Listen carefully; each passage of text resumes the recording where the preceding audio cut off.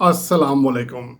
मैं हूं अख्तर अब्बासी और आप देख रहे हैं वर्ल्ड स्पोर्ट्स।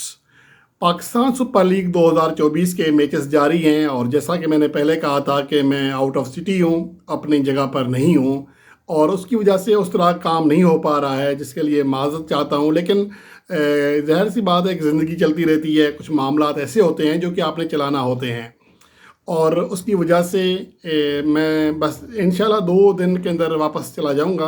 तो फिर रूटीन की जो चीज़ें हैं, रूटीन के जो व्लॉग हैं वो आपके सामने होंगे। लेकिन जो अपडेट हैं, जो आज के जो मैचेस हैं उनके बारे में बात करते हैं। कल जो मैचेस खेले गए उनके ऊपर थोड़ी बात कर लेते हैं। आज का जो मैच है वो इंतहाई अहम है, पेशावर ज़ल्मी के लिए भी और इस्लामाबाद यूनाइटेड के लिए भी।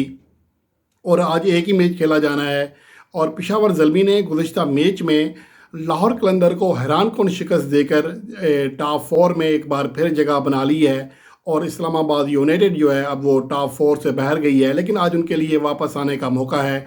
आज का मैच कितना इम्पैक्ट डाल सकता है इसके ऊपर भी बात करेंगे।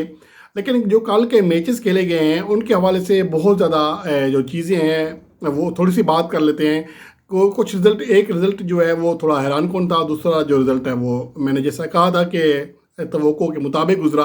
पहले मैच में मुल्तान सुल्तान्स ने कामयाबी हासिल की और उसके बारे में मैंने ये कहा था कि 55% जो है वो मुल्तान सुल्तान का चांस है, 45 कोयटा ग्लैडिएटर्स का है। और मैच भी अच्छा खासा क्लोज रहा था। और उसके हवाले से देखें कि 180 रन बनाए मुल्तान सुल्तान्स ने पहले बैटिंग करते हुए। उस्मान खान को मौका दिया गया डेविड मलान की जगह पर, लेकिन वो उतना परफॉर्म नहीं कर सके। तो ओवरऑल उसके बाद रिजवान ने बहुत अच्छी इनिंग्स खेली, 42 गेंदों पर 51 रन किए, 4 छक्के लगाए, 2 चौके लगाए।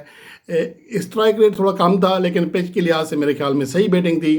उसके अलावा रिजा हेंड्रिक्स जिसने अहम किरदार अदा किया, 47 गेंदों पर 72 रन किए और 4 छक्के लगाए, 7 चौके लगाए।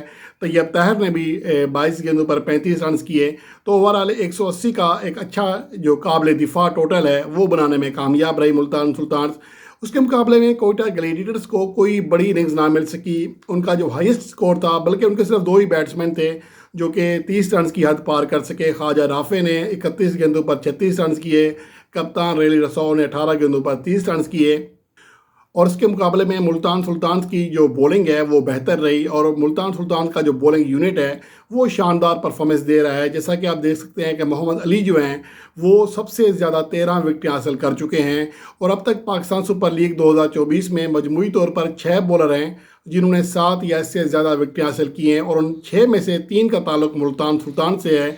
तो इससे आप अंदाज़ा लगा सकते हैं कि मुल्तान सुल्तान की जो टीम है एज ए बैटिंग यूनिट भी और एज ए बॉलिंग यूनिट भी बहुत बेहतरीन फॉर्म में है और उसका रिजल्ट भी मिल रहा है। और अब वो अपने पॉइंट्स टेबल पर टॉप पोजीशन पर अपने कदम मजबूती के साथ जमा चुकी है। इसका भी हम आगे जायज़ा लेंगे। लेकिन दूसरा जो मैच था वो थोड़ा सा सरप्राइजिंग रिजल्ट था पेशावर ज़ल्मी का और लाहौर कलंदर का। पेशावर ज़ल्मी के साइम अयूब PSL 2024 में पहली बार अच्छी फॉर्म में दिखाई दिए। 55 गेंदें खेली, 28 रन किए, 8 चौके 4 छक्के लगाए। बाबर आजम ने 36 गेंदों पर 48 रन किए। उसके अलावा रोमन पावल जो कि वन डाउन पोजीशन पर आए थे, 20 गेंदों पर 46 रन किए। और मैंने पहले कहा था कि मोहम्मद हारिस शायद नंबर 3 की जो पोजीशन है वो डिज़र्व नहीं करते और ऐसा लग रहा है कि वो शायद अब नीचे ही सही हैं। तो यहाँ पर रोमन पावल ने कलीदी किरदार अदा किया, 230 के रन रेट स्ट्राइक रेट के साथ 5 चौके 2 छक्के भी लगाए। तो ओवरऑल उनकी परफॉर्मेंस बहुत अच्छी रही। और मोहम्मद हारिस ने नीचे 5 गेंदें खेली, 12 रन किए, एक चौका छक्का लगाया, 211 रन किए पेशावर ज़ल्मी ने। इसके मुकाबले में अगर बात करें लाहौर कलंदर की तो उनकी जानब से मास व रसी व डडसन के कोई भी बैट्समैन बड़ी परफॉर्मेंस ना दे सका। साहबजादा फरहान जो कि अच्छी फॉर्म में चल रहे हैं वो 12 गेंदों पर 15 रन कर सके। फ़खर जमान एक बार फिर नाकाम हुए, 8 गेंदें खेली, 4 रन किए। शाही होप ने 23 गेंदें खेली, 29 रन किए। एहसान भट्टी ने 20 रन किए। असल जो किरदार था यहाँ पर रसी व डडसन ने अदा किया, 52 गेंदें खेली, 7 चौके 6 छक्के लगाए, गेंदों के दुगने रन्स करते हुए 104 रन बनाए और नॉट आउट रहे। और उसी की वजह से मैच दिलचस्प बना रहा और लग रहा था कि शायद लाहौर कलंदर की जो टीम है टूर्नामेंट में ये फ़तह, जो अवलिन फ़तह हो सकती थी, वो हासिल कर लेगी। लेकिन बहरहाल ऐसा नहीं हुआ और एक बार फिर शिकस्त का सामना करना पड़ा लाहौर कलंदर को।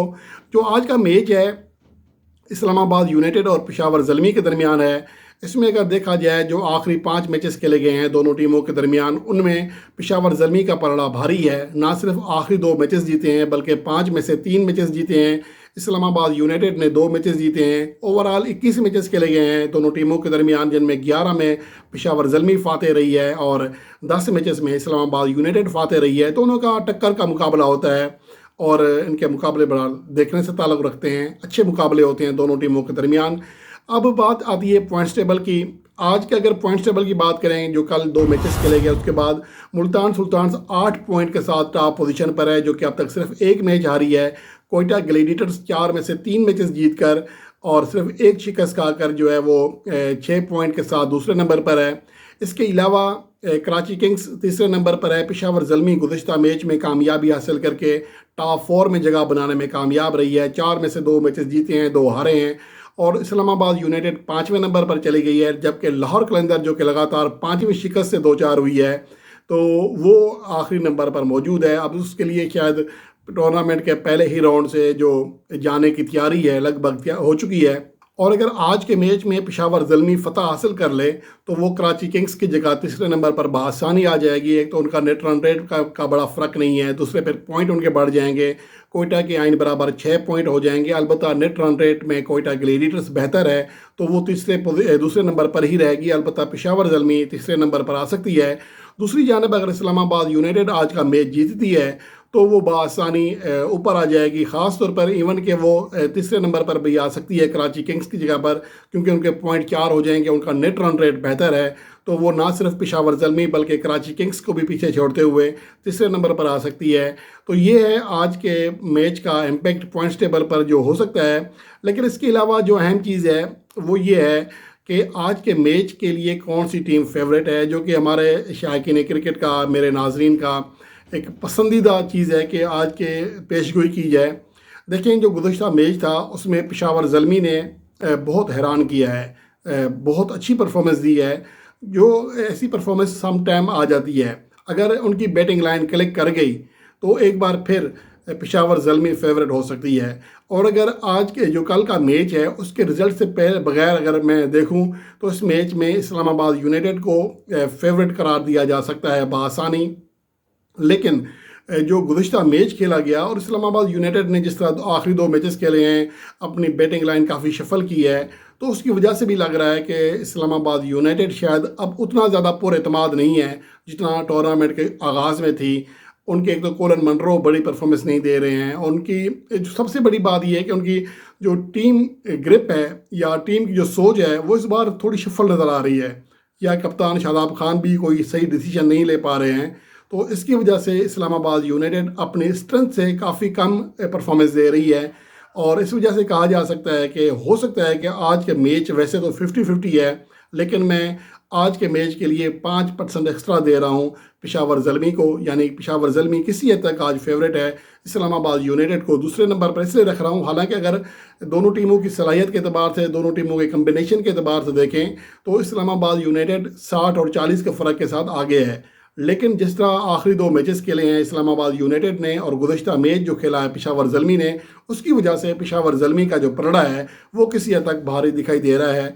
जो 55% के साथ मैं इसको फेवरेट करार दे रहा हूँ, जबकि दूसरे नंबर पर इस्लामाबाद यूनाइटेड 45% के साथ दूसरी फेवरेट है। अब देखना ये है कि आज का जो रिज़ल्ट है वो कैसा रहता है। और इसके अलावा जो दीगर अपडेट्स हैं वो ये कि हारिस रऊफ़ टूर्नामेंट से बाहर हुए हैं, जो कि बहुत बड़ा धचका है लाहौर कलंदर को। और बाकी चीज़ें अपडेट भी आपके साथ कोशिश करूँगा कि शेयर की जाएँ जो कि अब तक आ रही हैं, और कोशिश करूँगा कि 2 से 3 वीडियोज़ अब मैं डेली आपके लिए यहाँ से भी करूँ। और जब मैं लाहौर वापस चला जाऊँगा फिर सूरत हाल रूटीन के मुताबिक आ जाएगी।